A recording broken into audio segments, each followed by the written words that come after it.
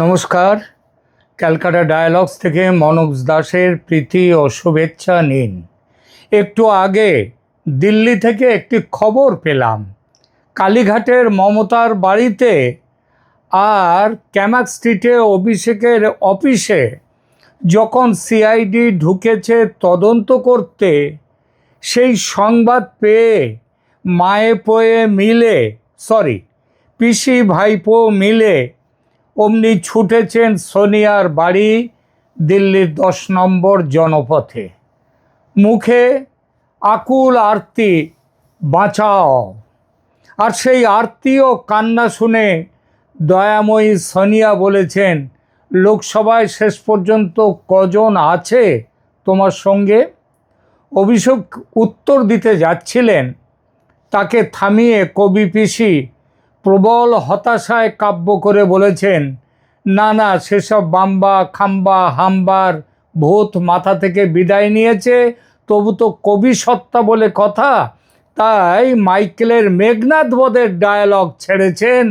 কি আর বলবো সোনিয়া দিদি, একে একে নিভিছে দেউটি। সায়নী আর কল্যাণ ছিল, এখন শুনছি সায়নীও ব্যাক গিয়ার মারছে। কল্যাণও কতক্ষণ থাকবে কে জানে, মালটাকে তো আমি চিনি। একা অভিষেক এখন আছে।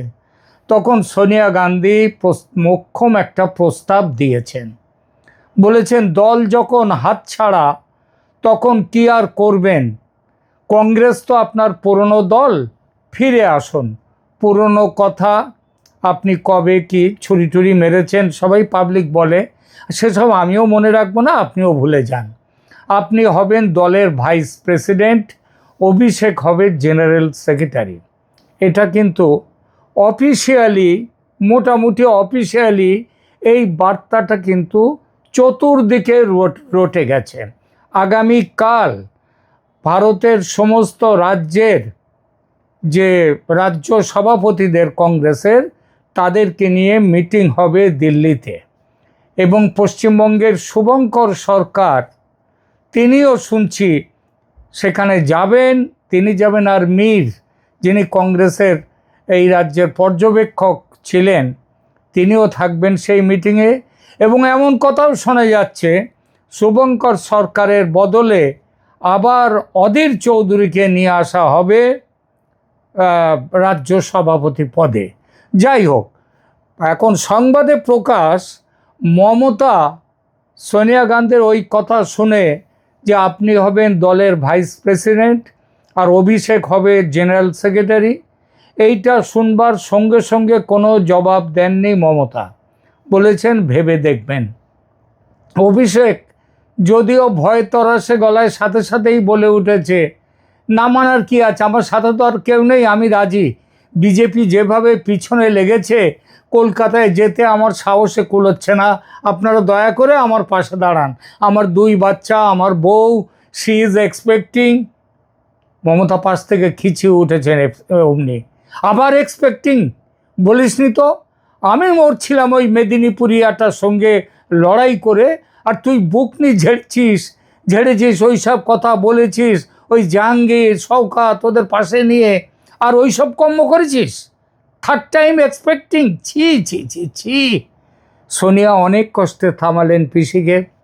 পিসি হা হয়ে গেলেন, ঠোঁট উল্টে থাকলেন একটু, তারপর বললেন, ঠিক আছে, তবে তাই হোক, আমরা কংগ্রেসেই যাব।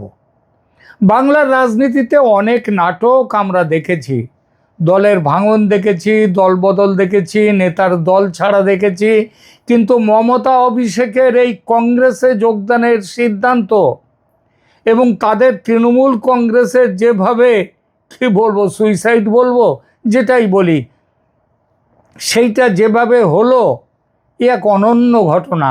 ভারতীয় রাজনীতির ইতিহাসে অন্যতম বিস্ময়কর অধ্যায় হয়ে লেখা থাকবে এইটা। মমতা বন্দ্যোপাধ্যায় এবং অভিষেক বন্দ্যোপাধ্যায় নিজেরাই তাদের দল ছেড়ে কংগ্রেসে যোগ দিতে বাধ্য হচ্ছেন। কেন? কারণ তৃণমূল কংগ্রেস তাদের হাতছাড়া হয়ে গেছে। যে দল তৈরি করেছিলেন মমতা বন্দ্যোপাধ্যায়, যাদের সঙ্গে মুকুল রায় তাদেরকেও হটিয়েছেন। পঙ্কজ বন্দ্যোপাধ্যায় তিনি মানে অনেক কাল আগেই তিনি দল থেকে সরে যেতে গিয়েছেন, প্রায় সন্ন্যাসে চলে গেছেন। তো মমতার তাহলেও বলা হয় যে মমতাই হচ্ছে এই দলের প্রতিষ্ঠাতা। সেই দল তার হাতছাড়া হয়ে গেছে, দলের নিয়ন্ত্রণ চলে গেছে বিদ্রোহীদের হাতে। এখন আর তারা বিদ্রোহী নয়, কারণ তারাই হয়ে গেছেন দলের মালিক।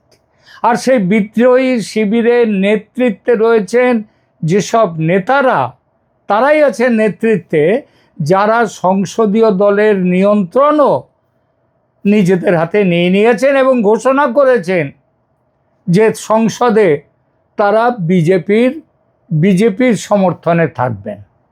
কি ভয়ঙ্কর কথা ভাবুন তো। এর আগে যদিও মমতা বিভিন্ন সময় সমর্থন দিয়েছেন বিজেপিকে, কিন্তু সেটা হচ্ছে ধরি মাছ নাচুই পানি। তিনি বেরিয়ে গেছেন, সভা পরিত্যাগ করে গেছেন, প্রতিবাদে সভা ত্যাগ করেছেন, কিন্তু আসলে সেটা কাজে গিয়েছে বিজেপির কাজে। যাই হোক গিয়ে, এখন মমতার বড় ধাক্কা নবান্ন থেকে বিদায়। ওই ধাক্কার অভিঘাত এমনই যে বাকি সব ধাক্কা, এমনকি তৃণমূল দলও তার কাছ থেকে চলে যাওয়া, এসব আর তাকে খুব একটা বেশি করে আঘাত দেয় না। তাছাড়া তিনি কলকাতায় নেই, দিল্লিতেও নেই, মানে এমএলএ এমপি কোনোটাই নন। কাল ইন্ডি জোটের মিটিংয়ে খাড়গে একবার অবশ্য তার কানে কানে বলেছিলেন, চিন্তা নেই, কর্ণাটক বা কেরলম থেকে আপনাকে রাজ্যসভায় নিয়ে আসব। আপনার মতো ফাইটার পার্লামেন্টের বাইরে বসে দাঁতে নখ কাটবেন, নখ খুঁটবেন, এ হয় না। খাড়গের কথায় মমতা ম্লান হেসেছিলেন। আর ফাইটার হওয়ার বয়স কি আছে? সে বয়স চলে গেছে।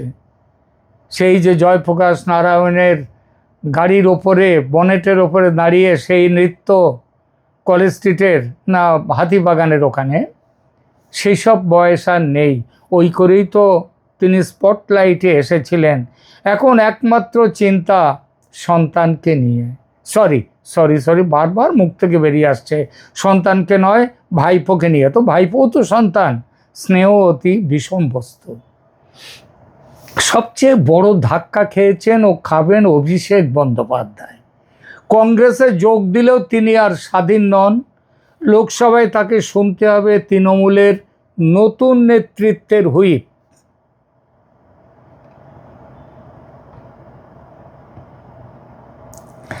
আর সেই হুইপ যদি বলে বিজেপির পক্ষে ভোট দিতে হবে, তাহলে না মানলেই তো এমপি পদ খোয়ানোর ঝুঁকি। কি ভয়ঙ্কর সাংবিধানিক জটিলতা তৈরি হবে ভাবুন তো একবার। আসুন এই ভাবনাগুলো কয়েকটা ছোট ছোট ভাগে ভাগ করে টোটাল ছবিটা দেখে নেই একবার। প্রথমে দেখে তৃণমূলে বিদ্রোহ কিভাবে শুরু। চলুন শুরু করি একটু গোড়া থেকে। ভোটের রেজাল্ট বেরিয়েছে, তৃণমূল হেরেছে, নবান্ন দূরে সরে গেছে, আর এটা স্পষ্ট হতেই দলে ভাঙন। যারা কয়েকদিন আগেও মমতা অভিষেকের সাথে মিলে লুটেপুটে খেয়েছেন, তাদের হঠাৎ যেন বিরাট একেবারে তাদের মধ্যে কি বলবো, ভালো মানুষই এসে গেছে। তো যেই নবান্ন থেকে মমতা দূরে সরে যেতেই দলে ভাঙন।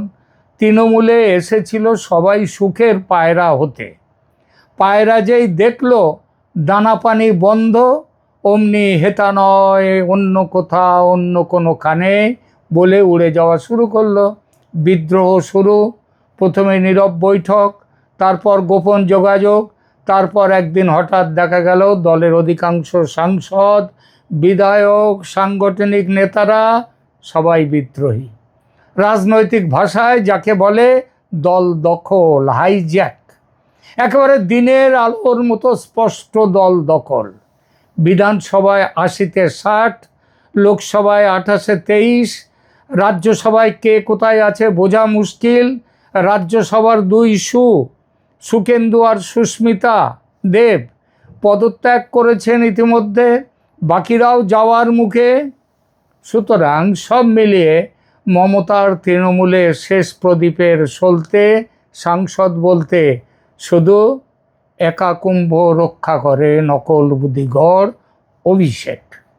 তিনি কংগ্রেসের অন্যতম সাধারণ সম্পাদক হলে শেষ প্রদীপটাও তৃণমূলের, মানে সে আসল তৃণমূল যাকে বলা হয়, মমতার তৃণমূল, সেই শেষ প্রদীপটাও নেবে গেল। কিন্তু এই নতুন টোটকায়, মানে কংগ্রেসে যোগ দেয়, মমতা অভিষেক বাঁচলেন নাকি রোগ আরও জটিল হলো? কারণ এক সমস্যা গিয়ে নতুন এক সমস্যার শুরু হলো তো এখানেই। অনেকে ভাবতে পারেন কংগ্রেসে যোগ দিলেই সব সমস্যা মিটে গেল, আসলে না। সবচেয়ে বড় বিপদের বরং শুরু ওইখানটায়। কারণ অভিষেক বন্দ্যোপাধ্যায় এখনও লোকসভার নির্বাচিত সাংসদ। তিনি নির্বাচনে জিতেছিলেন তৃণমূল কংগ্রেসের প্রতীকে। এখন যদি তিনি সরাসরি অন্য দলে যোগ দেন, তাহলে সামনে আসে দলবদল বিরোধী আইন। এই আইন তৈরি হয়েছিল কেন? রাজনৈতিক কেনাবেচা, দলবদল রোধ করার জন্যে। এখানে প্রশ্ন ওঠে, আপনি যে দলের প্রতীকে জিতেছেন সেই দল ছেড়ে অন্য দলে গেলেন কেন? ফলে তার বিরুদ্ধে অভিযোগ উঠবে যে তিনি দলত্যাগ করেছেন। আর সেই অভিযোগ গ্রহণ তো স্পিকার করবেনই। কারণ স্পিকার তিনি যতই নিরপেক্ষ হন, তিনি তো বিজেপির দ্বারা নির্বাচিত। স্পিকার তার সদস্যপদ খারিজ করার প্রক্রিয়া শুরু করে দেবেন। এবার আসি আর একটা নাটকীয় অংশে। এটা হলো হুইপের ফাঁদ।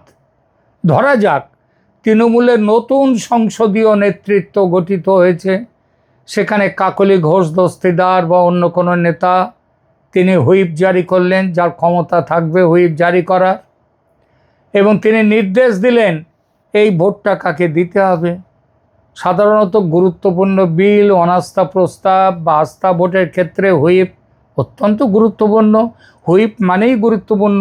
এখন সমস্যা হলো অভিষেক কংগ্রেসে চলে গেলেও তার বিরুদ্ধে দলত্যাগের মামলা তো শুরু হয়ে যাবে, তাকে বহিষ্কার করা হবে, তিনি সদস্যপদ খোয়াবেন।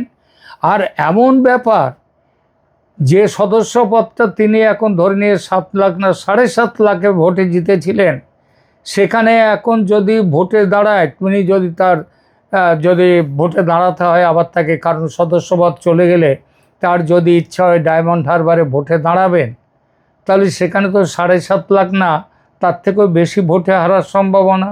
অন্তত ফল তার বিধানসভা নির্বাচন তো বুঝিয়ে দিয়েছে। ওই যে শওকত মোল্লা, তিনি তো অন্য জায়গায় এসে হেরে গেছেন। জাহাঙ্গীর নেই, সেও ধরা পড়েছে। আর সেখানে এখন মানে উনি বলতেন না যে যারা তৃণমূল নয়, যারা বিজেপি, তাদেরকে ভোটের পরে বিজেপি পিছনে লিখে দিয়ে তাদের ব্যবস্থা করা হবে, তাদের জন্য উনি বার্নিং ঘাট তৈরি করছিলেন। বিজেপিকে ওনাকে বার্নিং ঘাটে নিয়ে যাবে না, কিন্তু ওনার রাজনীতির বার্নিং ঘাট তো হয়ে যাবে। তো সুতরাং ভোটে দাঁড়ালে আবার যে জিতবেন, সে সম্ভাবনা দূর দূর পর্যন্ত সেই সম্ভাবনা নেই। সুতরাং তাকে হুইপ মেনে, তিনি আছেন কংগ্রেসে, কিন্তু হুইপ মেনে তাকে ভোট দিতে হবে বিজেপিকে। কি অদ্ভুত পরিস্থিতি ভাবুন তো। লোকসভায় এই যে তিনি এতে চলে গেলেন বিজেপির পক্ষে, পাশে দাঁড়াও, তো যার রাজনৈতিক পরিচয় বর্তমানে বিজেপি বিরোধিতার ওপর দাঁড়িয়ে, তাকেই সংসদে বিজেপির পক্ষে ভোট দেওয়ার চাপ ভারতীয় আর অর্থনীতিতে, এই রাজনীতিতে এর চেয়ে অদ্ভুত দৃশ্য কল্পনা করা কঠিন। আর যদি হুইপ না মানেন, সে তো আগে বলেই দিয়েছি, তাহলে ব্যাস তার সদস্যপদ চলে গেল। আর এই জীবনে পার্লামেন্টে ঢুকে সেখানে মাতব্বরি করার, ভাষণ দেওয়ার সুযোগ আর তার হবে না।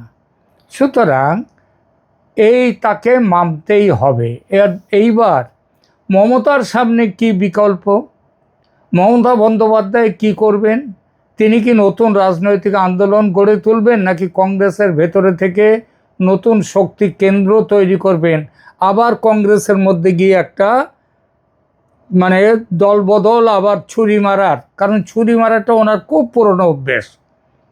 উনি ওনারা সেই চিন্তাটা, সেই আলোচনা এখানে রাখবো না। তবে ছুরি মারার ব্যাপারে পিছন থেকে ওনার একটা পুরনো অভ্যাস আছে। যে অটল বিহারী বাজপেয়ী ওনাকে এত স্নেহ করতেন, ওনার বাড়িতে এসে ওনার মায়ের পায়ে হাত দিয়ে ভারতের প্রধানমন্ত্রী অটল বিহারী প্রণাম করে গেলেন, আর তার পরমুহূর্তে তার পিছন থেকে ছুরি মারলেন। এই মমতা বন্দ্যোপাধ্যায়, এটা ওনার হচ্ছে ঐতিহ্য, সংস্কৃতি ওনার। সুতরাং কংগ্রেসে এসে কংগ্রেস যদি নেয় তাকে, এখন দুঃখে বিগলিত হয়ে নিচ্ছে কিংবা অন্য কোনো কারণে নিতেই পারে, কিন্তু জেনে রাখুন যে সেই বলে না, কয়লার ময়লা যায় না ধুলে, আর স্বভাব যায় না মোলে। তো না, উনি যতদিন বেঁচে থাকবেন ছুরি মারাটাও উনি চালিয়ে যাবেন। কংগ্রেস তার জন্যে তৈরি থাকুক, এই হচ্ছে। আর যদিও তিনি ছুরি মারাটা চেষ্টা করবেন, কিন্তু তার প্রতিপক্ষ সেখানে কিন্তু সার্থক হবেন না, সফল হবেন না।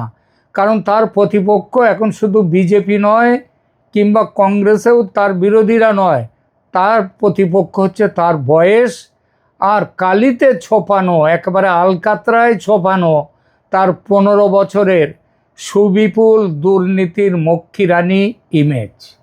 ফলে লিখে রাখতে পারেন, মমতা ইজ ফিনিশড। মমতা পশ্চিমবঙ্গের ভারতের রাজনীতিতে একটি ক্লোজড চ্যাপ্টার। শেষ করি আলোচনা এবার তাহলে কী হবে? সব মিলিয়ে এই পরিস্থিতি আমাদের দেখায় ভারতীয় গণতন্ত্রের দল, নেতৃত্ব, সাংবিধানিক আইন এবং সংসদীয় নিয়ম কতটা জটিলভাবে এবং অঙ্গাঙ্গিভাবে একে অপরের সঙ্গে জড়িয়ে রয়েছে।